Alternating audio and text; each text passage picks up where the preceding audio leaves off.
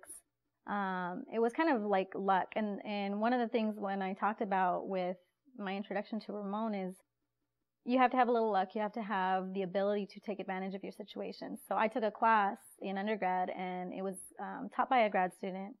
And I talked to him every once in a while, but at one point he's like, yeah, my advisor is looking for an undergrad to do some work. Would you be interested? And, I asked him what it was. And he told me it's space physics. And at the time I had no clue what space physics was. I was doing astrophysics, and I assumed that everything in space was just all astrophysics. But I went and met with her, and I really liked the work. So she took me on. We talked a little bit about what my interests were. We talked a little bit about what my skills were. Gave me a space. And with the grants that she was funded on, she had the ability to send me to conferences. So I came to SACNAS a few times. I presented my work at a conference called the American Geophysical Union, which is huge. It's about 25,000 people in San Francisco every December. So it's a very, very large conference.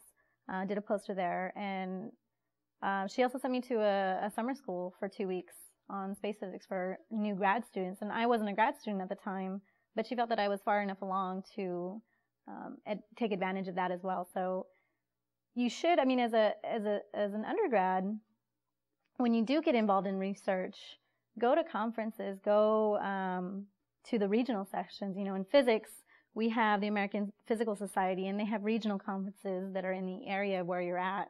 And those are relatively cheap, and it's good experience just to start talking to people, start telling people what your research is, because you need to be able to communicate. You need to be able to talk about what you're doing and express that to people, or else it's not going to go anywhere. People fund you.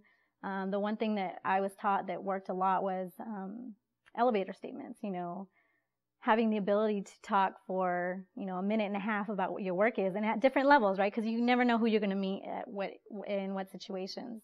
So one of my, in Ramon's group, we do a lot with our undergrads on elevator statements, someone who understands what field you're in, someone who's in your field but might not be really familiar with your specific research, and then someone who'd be like legislature who has no idea what the science is. So you have to be able to communicate on different levels. And so I think that's really important.